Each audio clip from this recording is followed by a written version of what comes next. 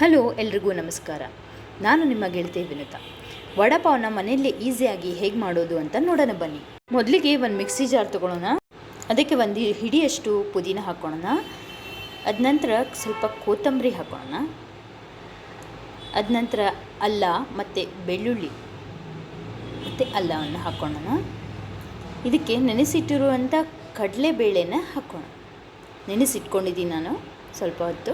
ಅದಾದ ನಂತರ ಸ್ವಲ್ಪ ಹಸಿಮೆಣಸಿನ್ಕಾಯಿ ಖಾರಕ್ಕೆ ಎಷ್ಟು ಬೇಕೋ ಅಷ್ಟು ನೋಡಿ ಹಾಕ್ಕೊಳ್ಳಿ. ನಂತರ ಜೀರಿಗೆ ಸೇರಿಸೋಣ.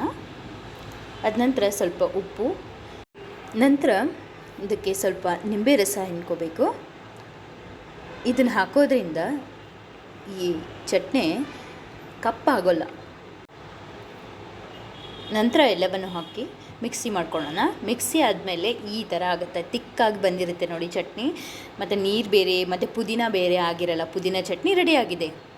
ನಂತರ ಒಂದು ಪಾತ್ರೆಗೆ ಎಣ್ಣೆ ಹಾಕ್ಕೊಳ್ಳೋಣ. ಸಾಸಿವೆ, ಜೀರಿಗೆ ಮತ್ತು ಕರಿಬೇವು ಹಾಕ್ಕೊಳ್ಳೋಣ.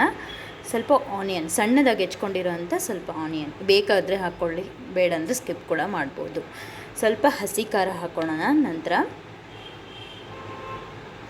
ನಂತರ ಎಲ್ಲ ಚೆನ್ನಾಗಿ ಸ್ವಲ್ಪ ಆಯಿಲ್ನಲ್ಲಿ ಫ್ರೈ ಆಗಬೇಕು. ಈರುಳ್ಳಿ ಎಲ್ಲ ಬೆಂದ ನಂತರ ಸ್ವಲ್ಪ ಅರಿಶಿನ ಸೇರಿಸ್ಕೊಳ್ಳೋಣ. ಅದ ನಂತರ ಸ್ವಲ್ಪ ಗರಂ ಮಸಾಲ ಹಾಕ್ಕೊಳ್ಳೋಣ.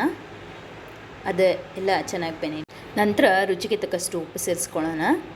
ನಂತರ ನಾನು ಬೇಯಿಸಿಟ್ಕೊಂಡಿರೋ ಆಲೂಗಡ್ಡೆನ ಸ್ಮ್ಯಾಶ್ ಮಾಡ್ತಾಯಿದ್ದೀನಿ. ಈಗ ಅದೆಲ್ಲ ಚೆನ್ನಾಗಿ ಸ್ಮ್ಯಾಶ್ ಆಗೇ ಇರಬೇಕು. ಅದನ್ನೆಲ್ಲ ಈ ಆನಿಯನ್ ಜೊತೆ ಬೆರೆಸ್ಕೊಳ್ಳೋಣ. ಈಗ ಮಾಡಿರೋದು ಪಲ್ಯ ಜೊತೆ ಮಾಡಿ ಸಣ್ಣ ಸಣ್ಣ ಉಂಡೆಗಳನ್ನಾಗಿ ಈ ಥರ ತೋರಿಸ್ತಾ ಇದ್ದೀನಲ್ಲ, ಈ ಥರ ಉಂಡೆಗಳನ್ನಾಗಿ ಮಾಡಿಟ್ಕೊಳ್ಳಿ. ಒಂದು 10 ನಿಮಿಷ ಸೈಡಲ್ಲಿ ಇಡಿ. ನಂತರ ಬೇರೆ ಒಂದು ಪಾತ್ರೆಯಲ್ಲಿ ಕಡಲೆ ಹಿಟ್ಟು ಹಾಕ್ಕೊಳ್ತಾ ಇದ್ದೀನಿ. ಅದಕ್ಕೆ ಚಿಟಿಕೆ ಸೋಡಾ ಪುಡಿ, ನೆಕ್ಸ್ಟು ರುಚಿಗೆ ತಕ್ಕಷ್ಟು ಉಪ್ಪು ಹಾಕ್ಕೊಳ್ಳೋಣ. ನಂತರ ಇದಕ್ಕೆ ಸ್ವಲ್ಪ ಅಜ್ವಾನ ಸೇರಿಸ್ತಾ ಇದ್ದೀನಿ. ಸ್ವಲ್ಪ ಈ ಥರ ತಿಕ್ಕಿ ಹಾಕ್ಕೊಳ್ಳಿ. ನೆಕ್ಸ್ಟ್ ಸ್ವಲ್ಪ ಖಾರ ಪುಡಿ, 1 ಸ್ಪೂನ್ ಖಾರ ಪುಡಿ ಹಾಕ್ಕೊಳ್ಳಿ. ನೆಕ್ಸ್ಟ್ ಒಂದು ಪ್ಯಾನಿಗೆ ಎಣ್ಣೆನ ಕಾಯಕ್ಕಿಡೋಣ. 1 ಚಮಚ ಕಾಯಿಸಿದ ಎಣ್ಣೆ ಹಾಕ್ಕೊಂಡು ಕಲಿಸ್ಕೊಂಡು ನೆಕ್ಸ್ಟ್ ನೀರು ಹಾಕ್ಕೊಂಡು ಚೆನ್ನಾಗಿ ಕಲಿಸ್ಕೊಳ್ಳೋಣ. ಈ ಥರ ಸ್ವಲ್ಪ ನೀರಾಗೇ ಇರಬೇಕಿದು. ನಂತರ ಆಲೂಗಡ್ಡೆಯಿಂದ ಮಾಡಿರೋ ಬಾಲ್ಸ್ನ ಎದ್ದು ಎಣ್ಣೆಯಲ್ಲಿ ಫ್ರೈ ಮಾಡೋಣ. ಈ ಥರ ಗೋಲ್ಡನ್ ಬ್ರೌನ್ ಆಗೋ ತನಕ ಕರಿಬೇಕು.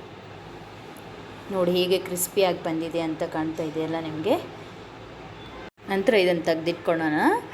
ನಂತರ ಒಂದು ಬನ್ನಿಗೆ ಒಂದು ಸೈಡ್ ಪುದೀನ ಚಟ್ನಿ ಮತ್ತು ಖಾರ ಚಟ್ನಿನ ಸವರಿ ನೆಕ್ಸ್ಟು ಮಧ್ಯದಲ್ಲಿ ಒಂದು ಬೋಂಡಾ ಇಟ್ಟು ಸವಿಯೋಕ್ಕೆ ಕೊಡಿ. ತುಂಬ ಚೆನ್ನಾಗಿರುತ್ತೆ. ಅದೇ ನಾವು ಅಂಗಡಿಯಿಂದ ವಡಾಪಾವ್ ತಂದರೆ ಒಂದು ವಡಾಪಾವಿಗೆ 15ರಿಂದ 20 ರೂಪಾಯಿ ಖರ್ಚಾಗುತ್ತೆ. 60ರಿಂದ 70 ರೂಪಾಯಿ ಖರ್ಚು ಮಾಡಿ ಈ ಬನ್ನು ಮತ್ತು ಆಲೂಗಡ್ಡೆ, ಪುದೀನ ಇವುಗಳನ್ನು ತಂದರೆ ಸಾಕು, ರುಚಿಯಾಗಿ ವಡಾಪಾವನ್ನ ಮಾಡ್ಕೊಂಡು ಮನೆಯಲ್ಲೇ ತಿನ್ಬೋದು. ಈ ವಿಡಿಯೋ ನಿಮಗೆ ಇಷ್ಟ ಆಗಿದ್ದರೆ ಲೈಕ್ ಮಾಡಿ, ಶೇರ್ ಮಾಡಿ, ಸಬ್ಸ್ಕ್ರೈಬ್ ಮಾಡಿ. Thank you.